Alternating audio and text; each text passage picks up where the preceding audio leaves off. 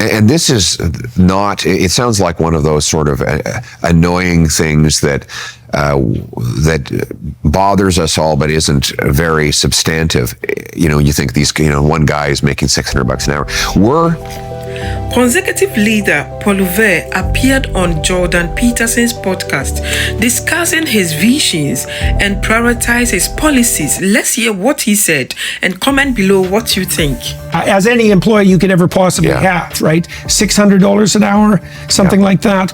Right, so they've massively increased the size of the federal bureaucracy, but also massively increased the degree to which they outsource the work that hypothetically the bureaucrats should be doing. Let's hear how Poilievre answered the question he asked him.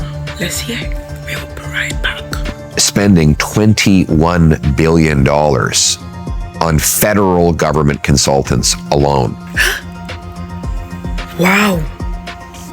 That's $1,400 per Canadian family in federal taxes per year, just for consultants. Right. Per year. That's recurring. That's not a one-time cost.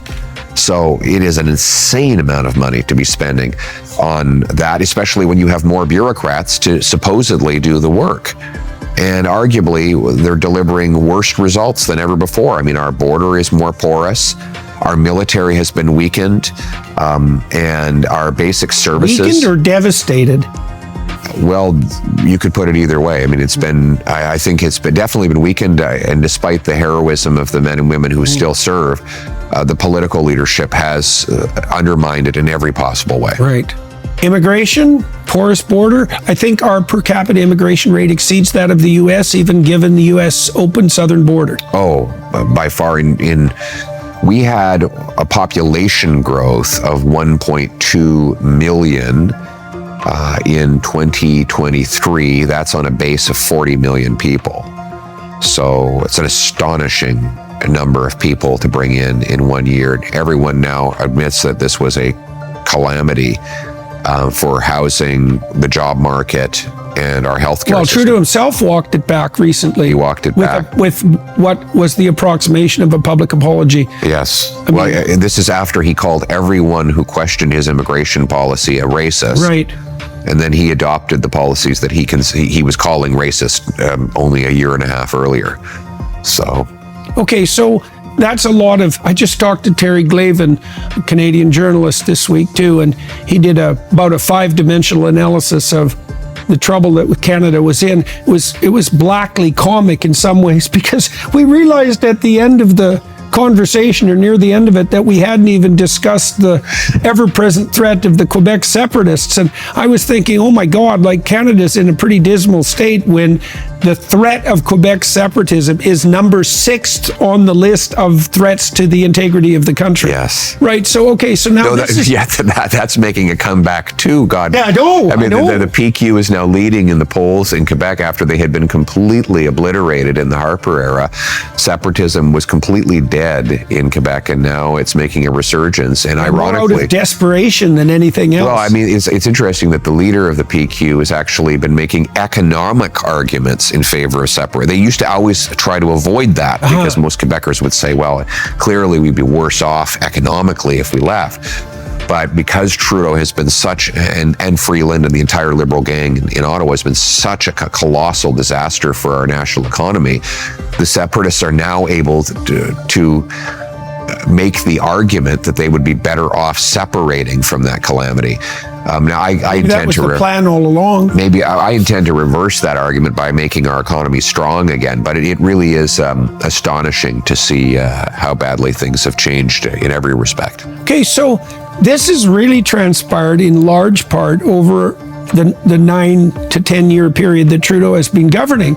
And so when you are trying to put your finger on what went so wrong, so calamitously wrong, what do you think the major contributors were? I mean, there's a lot of hydras whose heads we're encountering at the moment, and I imagine it's relatively difficult to trace a causal pathway, but what did we do wrong as a country? Well, I mean, it doesn't, what I'm about to say is not a shock to anyone. We have a prime minister who is dedicated to a extremely radical ideology. It is just rehashed socialism that has been discredited again and again and again throughout the ages. And his basically authoritarian socialism has guided him throughout his entire prime ministership. He believes in a state that controls every aspect of your life, your money, your speech, your thought. He controls the economic, all of the industries of the country. And every time that has been tried, it is a complete disaster. So there's no mystery involved. It is the same old disastrous outcome that results from the same old disastrous policies. Right, that have demonstrated themselves as disastrous continuously throughout the 20th century. Exactly. Okay, so one of the things that I think is particularly striking, I saw Stephen Guilbeault, who's probably the minister in Trudeau's cabinet who's most fervently he describes himself as a socialist. Economy. Well, this is the thing. Yeah. So he described himself as a socialist. And so for all you international people listening, Canada has always had a socialist party, and that's the New Democratic Party, the NDP, which is currently run by Jagmeet Singh, who's propping up Trudeau, all his protestations to the contrary. And Canadians have always been, about 20% of Canadians have stably supported the socialists, the NDP in Canada, and that's been true since about 1962 or something, when they first popped up as a federal party.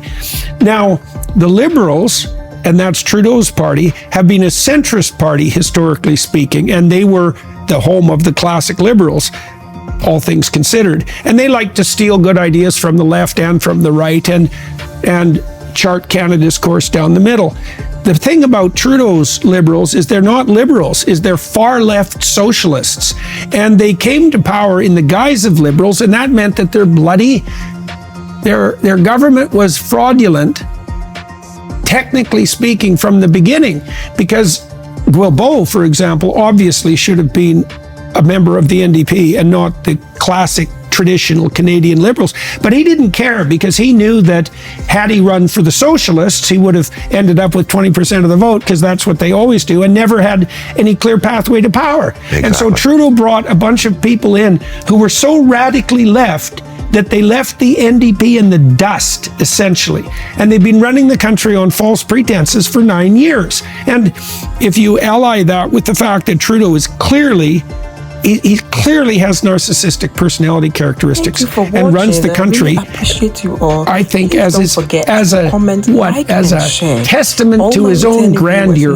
It's something like that. Bye.